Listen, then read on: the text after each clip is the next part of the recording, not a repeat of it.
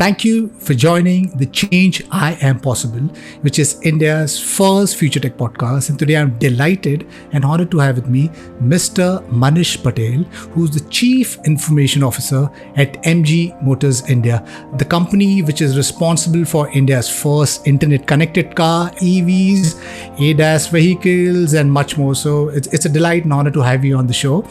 So, Manish, would you like to start with like a brief intro, your background and your role at MG Motors? I have been with MG since day one. Have worked close to 4.5 years now with MG. Prior to that, I was working with General Motors for 18 years. Pretty much 25-year plus experience in automotive only, and with only 2 companies. Haven't changed jobs too often. That's a brief about me, Eddie. Right. So as a Chief Information Officer, would you like to share some of your contributions, implementations at MG Motors? We had some core pillars that we defined for the way for the company. Okay. And one of the core pillars was innovation. Okay. Through innovation, differentiate our vehicle. Okay. So we joined when the Indian market was way quite matured. Okay. So in order for us to survive, we specifically needed to differentiate our product. Okay. And again, not from just a product perspective, but the way we interact with the customers when it comes to sales, the way we interact with our customers post sales, and how would we like to engage ourselves so that if you bought a MG today, 3 years, 5 years down the road, you can think of nobody else but MG. So that pillar called innovation spans not just across the product, but spans across business functions, all the way up to customers, dealers, suppliers of ours. And we wanted to have innovation built into our core DNA. Okay, so that's where we started our journey, Eddie. The conversation about the future of mobility, which is very linked closely to technology and innovation. Earlier we were at smartphones.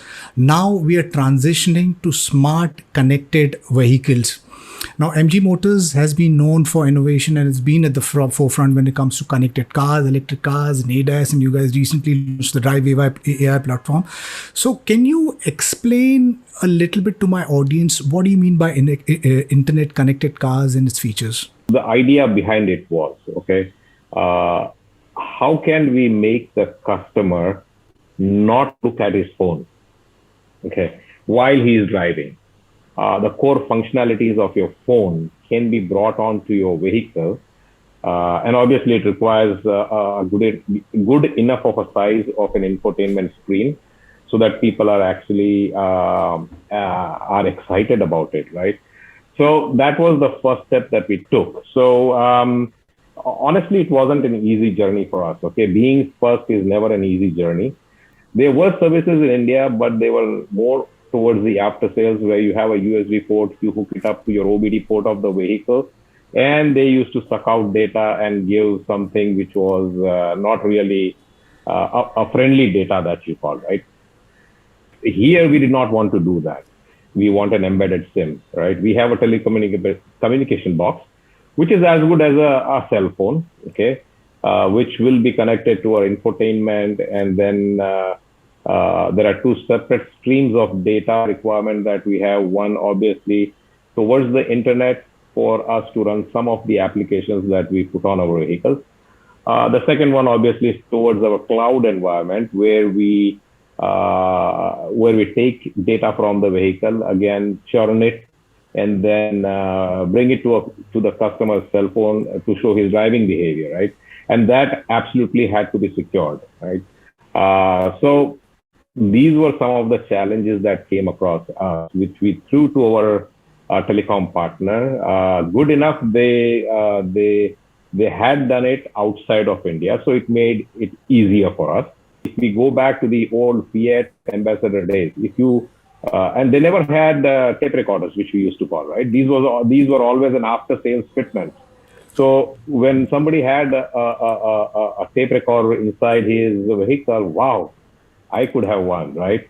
These then matured into kind of CDs that you can, cassettes matured into CDs that you can put it into your vehicle, and then you can listen to a better quality of music, right? That then matured into USB, and the infotainment screen started to become a bit bigger, right?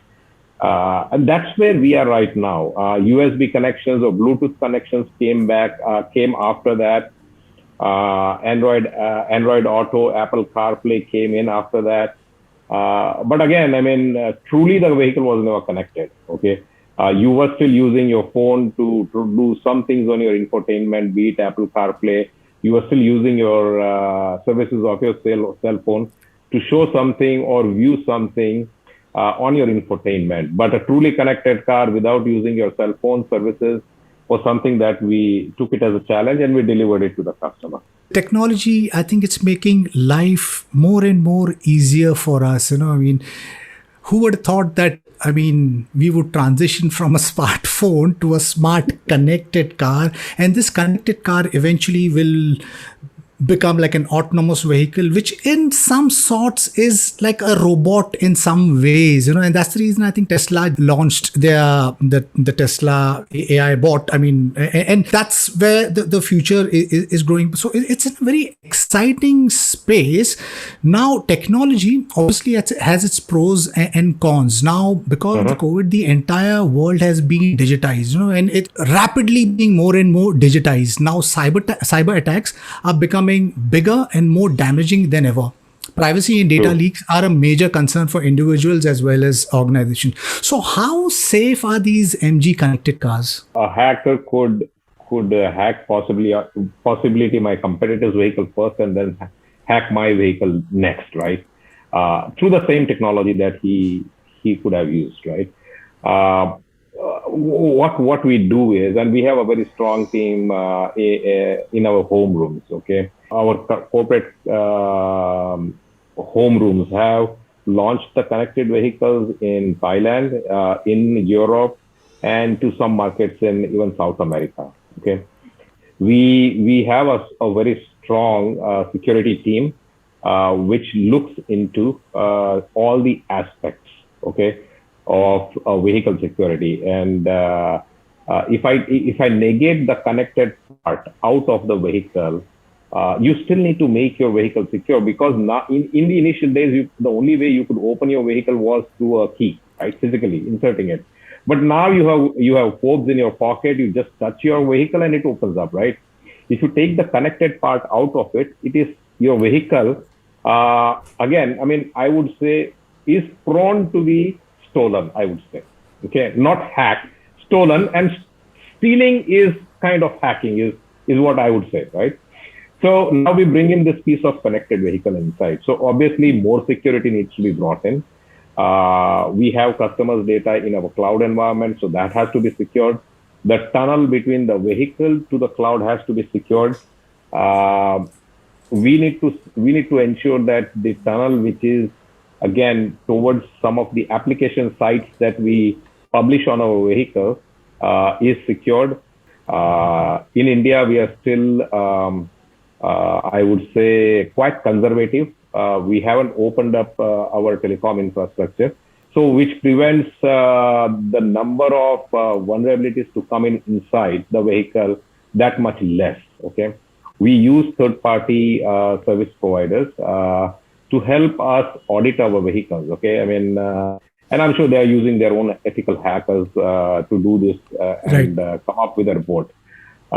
Yes, there are going to be always some or the other recommendations, right? Let's assume that we launched the connected car first, then we topped up with ADAS. Now we have connected car, ADAS, and AI going into it, right?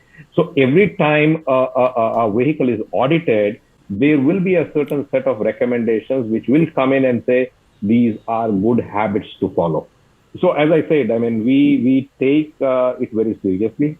And we, on a continuous basis, as and when we upgrade our firmwares on the vehicle, infotainment, as and when we launch more apps into the vehicle, with a new vehicle, with more functionalities, we tend to get our vehicles audited, and we seek a very proactive approach in implementing recommendations which are absolutely required, and we will continue to do that, Eddie. Technology is a double-edged sword, and I mean the pros. It's so loaded that it can almost create a new world of sort. It has the potential to, obviously, that disrupt the traditional legacy businesses, but it can completely bring transformation across humanity in all sectors. So that's the exciting part. So you recently launched the Astor with built-in AI, and you call it the car as a platform. Would you like to define that to my audience? When we say built-in AI, okay, and again, car as a platform, we will continue to evolve on it. Okay, a simple example of AI is recognizing my speech versus your speech, right? Let's simplify and let the commands be caught on specific words, right? So AC is very simple. I mean, there is no mispronunciation in AC, right? Switch on, switch off could be something which could be correlated to an accent. So if it is AC and switch on, switch off, and if Eddie and Manish have different accents, both are taken and they are stored. Okay. What we also tend to do with this is, in future, if somebody else comes in, he gives a command into the voice recognition of the vehicle, he will try and match, right? I mean, is it close to Manish, Eddie, or somebody else, and immediately respond back on it, right? So I mean, we want to have a less, I would say, less failure rates when it comes to when I'm sitting in my vehicle, when I don't want to touch my screen, but I can do some functionality with my voice. I want to have the failure rate minimized. So that's one part of AI. Okay. Navigation is a good example of AI. I mean, tracking my habits of driving. And specifically, these are like, do I drive every day 50 kilometers to office, or do I deviate? How many times do I take long trips, vacations? If I am stuck somewhere, can the navigation automatically prompt me at least to take a shorter route, or deviate to a longer route, but it's going to take the same time because the shorter route has more traffic or accident or something on it, right? The second part of it is car as a platform. So when we launched our first vehicle, we kind of laid the foundation as to where we would like to be at a certain point in time. Here, for the first project, let's keep it a simply connected vehicle with some specific applications which a customer can enjoy, right?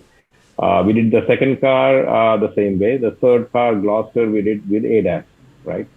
And this one, the new one that is coming in, we said that let's bring in more intelligence. Let's form up the platform. Let's prepare for the future as well. So a simple step that we have taken right now, okay, is to start with helping a customer block a parking space, which we have integrated as a part of our navigation, right? So we said, fine, if I am out in a city, I really do not know where the parking spaces are. Let's show that first. Secondly, if I'm interested in going to a mall or a shopping complex which does not have a parking, but has a parking nearby, can I book a slot there? Okay. If I'm able to book a slot there, can I pay for it? Yeah, certainly. So we said, let's bring that part of at least booking the parking slot and paying out of your cell phone. Okay. A text message comes to your cell phone. You click the link, pay for it. A return message comes within your vehicle that your parking slot has been booked in that particular space, right? I'm stuck in a traffic. I don't think I'll have enough time to cook when I reach home. Why can't I have food delivered to my home? Rather than reaching home and then ordering, I might order it while I'm in my car, pay for it, and then when I reach home, I'm ready to eat as well, right? The other thing is we might come up with something like subscription model, right? For my vehicles, I can offer any a standard package, a kind of a middle package, or a premium package, right? And again, this is all connected car functionality. Standard package would have only so many features that you can enjoy. A package in between could have a bigger suite of applications plus the standard package, and the premium is obviously standard plus medium and some added functionality, right?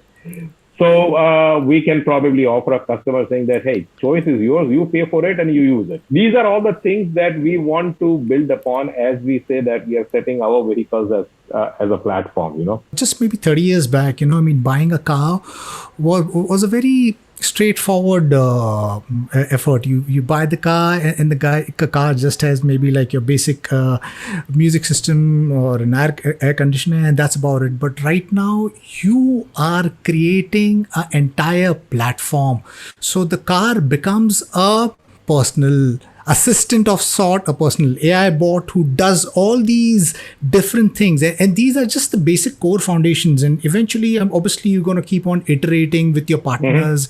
And the future of mobility looks super exciting. Now, MG Motors seems to be partnering largely with bigger companies such as Bosch, Geo, Adobe, Microsoft, and among others.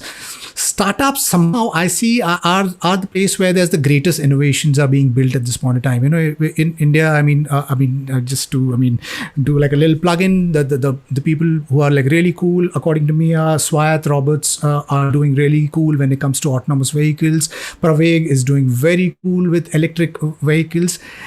Does MG Motor has a plan to connect, collaborate, tie up with startups here in India? So somebody saying that we do only businesses with Adobes or SAPs or Geos of the world, that's not true. Okay, somebody has to pay really good attention to the logo which was shown there at the tech launch, right?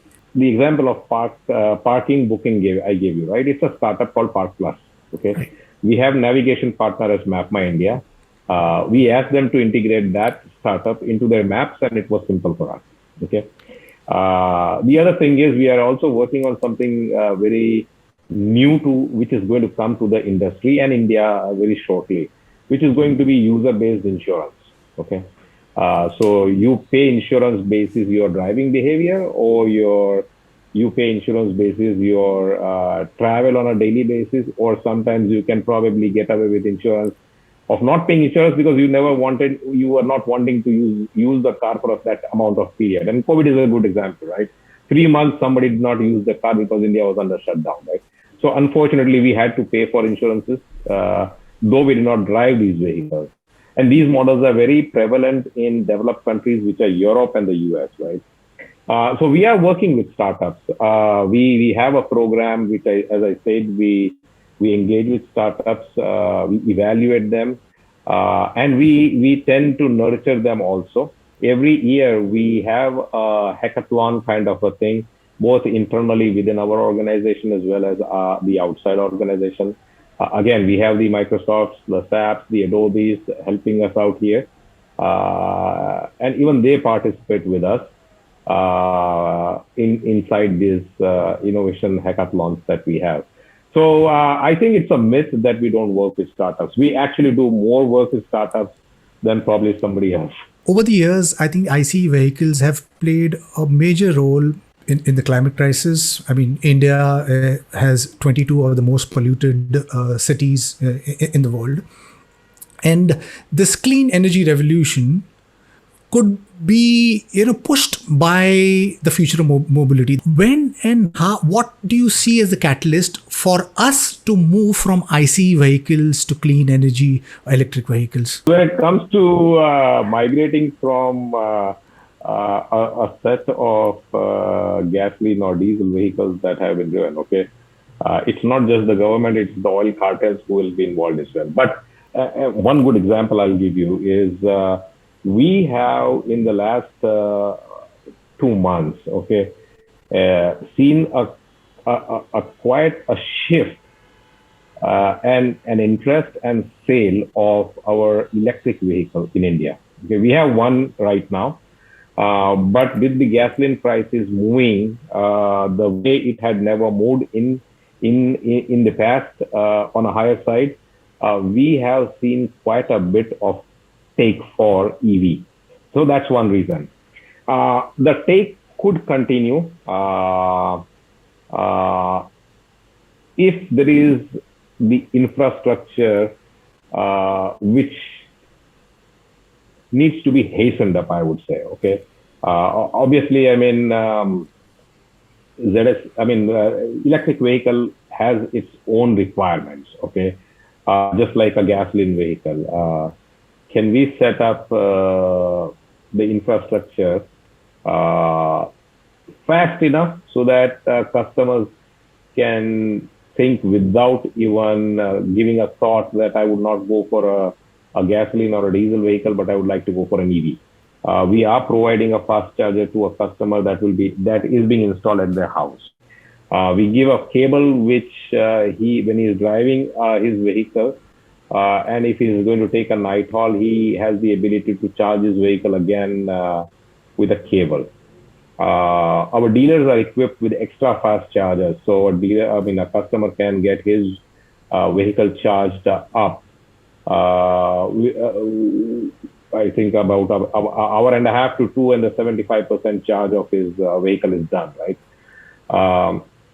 These are things that we do from our side. Okay, we have been working with the government as well as to understand their roadmap as to what their plan of expansion is. One good thing about India is that at least the charging connectors that go into the vehicle are common for all OEMs. Okay, so that's one good thing.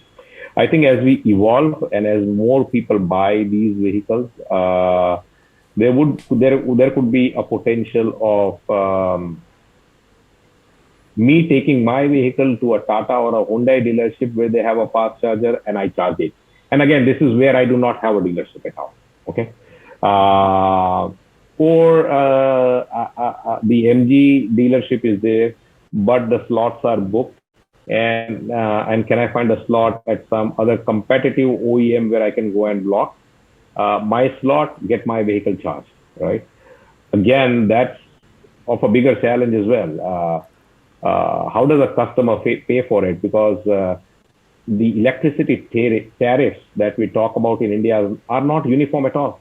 They vary from state to state, right? So infrastructure is the front end. Back end also plays quite an important role. Now, if we are smart, we can work out things. Okay. But given the range of the electric vehicles that are in the market in India, I would say one should not be hesitant in going for it. Okay. And again, not just because the fuel prices are going up, but again, as you said, from environmental perspective also, it's quite healthy. Okay. The life of that vehicle is probably more than a gasoline or diesel vehicle. It's even more economical. Okay. So, I mean, honestly speaking, if things continue rapidly from an infrastructure perspective to be deployed in India, I'm sure we can do it. I know about certain European countries who have absolutely mandated that by end of 2022, there will not be a single vehicle which will be either running on gasoline or diesel, but only EVs. But again, I mean, size matters, right? I mean, the size of our country versus a country in Europe, which is quite small, does matter because the way they set up versus the way we have to be ready to set up.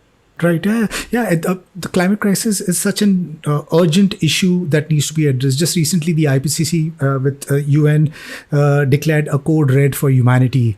And so, obviously, it's critical that we move on from ICE to EVs. What are the support system or policies that you would like to be seen from the government side, which you think will help MG Motors and for us to transition from ICE to EVs? So incentivizing the customer, okay. Again, the incentives are not uniform across all the states in India as well. So if that can be one mandate, right? That if Eddie wants to buy his vehicle, he gets a break of a certain amount of rupees, and no matter where you buy that vehicle, it has to be uniform. Okay. The second one is setting up of an infrastructure. How fast can it be done? And again, we as OEM are not saying it is only the responsibility of the government, right? We would like to sit across on the table with them and discuss how better can we do it and how fast can we also help them from our side, right? We have certain know-hows, obviously, which can be taken. We can take their ideas as well, merge them both, and again, it's not just one OEM that has the ability to do it. I think every OEM is now thinking in bringing EV, right? So all OEMs in one table, Surface and Road Transportation Ministry on the other side of the table. Let's just iron it out and go for it. I mean, as simple as that. Right, exactly. Yeah, sometimes life is very simple, but we like to make it complicated. More complicated. You mentioned about some really interesting things that you're doing, with the subscription model, user-based insurance. There's the Gen Z is moving from, the earlier from buying things to a rental economy. I mean, we are moving from mobility as a service and stuff like that. So there's so many interesting things which is happening. What is it that you are most excited for, and what is going to be the future of the MG roadmap for here in India, MG Motors roadmap? We are thinking about, not sure how it will carve out, Eddie, but we are thinking about short-term leases also. Okay. Again, there has to be a work model behind it. We actually cannot be front-ending it, so we will need to find right partners. So for an example, if I wanted to take a 4-day trip to where I'm based out in Vadodara to, let's say, Udaipur, right? Why can't I just lease a Gloucester? Because I cannot afford it, but for that 4 days, I would like to take a drive in a Gloucester, right? Sure, go ahead, do it, right? But again, there has to be a mechanism, a work model, a partnership with somebody. And again, that somebody has to be probably across India. So I say we are cognizant of the fact that the Gen Zs are not going to go into buying of products, but more on short-time leasing of products, I would say. Right. So my last question to you, we didn't touch the subject ADAS and autonomous vehicles. We are globally around the world. I think people are innovating and moving to autonomous vehicles. There is Nuro, which is already using autonomous vehicles for delivery of Domino's pizzas, I think. And globally, there's so many other players who are working on it. So what is your long-term vision with MG Motors? I mean, would you want to? Is there a roadmap for full level 5 automation? Is that something that you would be working on? We certainly have it. And again, as I said, we have a very strong parent who is already into it. Okay. The question is, how fast can we get it inside our country? Okay. And again, a completely autonomous vehicle, I would say, is still a far-fetched story. Okay. And again, I'm speaking out from India, an Indian perspective. We have to, again, just like the EVs, get our infrastructure set for that, right? And a simple example I would give you, right? In our vehicles, we have ADAS, which keeps you in your lane and triggers an alarm if you're moving out, right? When we are driving on our highways, we do certainly find that at some spots we are missing the lanes, right? And at that point in time, if I'm drowsy and if I'm moving out of the lane, it will not even trigger an alarm for me, right? So as simple as that. So that's a simple thing. But a completely autonomous vehicle is not just about the vehicle driving on the road. It has to have an integration, a very close integration with other vehicles in front, back, left and right side as well. Okay. It has to clearly recognize what is moving versus what is not moving. Okay. It has to have an integration with the signal systems as well. So it recognizes yellow. It has to have an intelligence that I have to stop, right? Or else it will just continue to drive. So these are multiple integrations that go into an autonomous vehicle. Yes, it has been. I would say it's matured, but it's not something that you can have it in open market right now in any of the countries. I would say, okay, it has been tested. People are testing it. Even we are doing it. Okay, I'll be very honest with you. We are testing an autonomous vehicle again, not in India, but our parent company is doing that. Okay. The question is, if I had to bring it tomorrow in India, would it work? I would certainly say no, it will never work. Okay? And so we are gradually taking one step at a time. ADAS 1, ADAS 1 plus something. And at a certain point in time during our journey in India of selling more vehicles, as and when the integrations happen with the infrastructure, we might be able to do an autonomous vehicle as well, Eddie.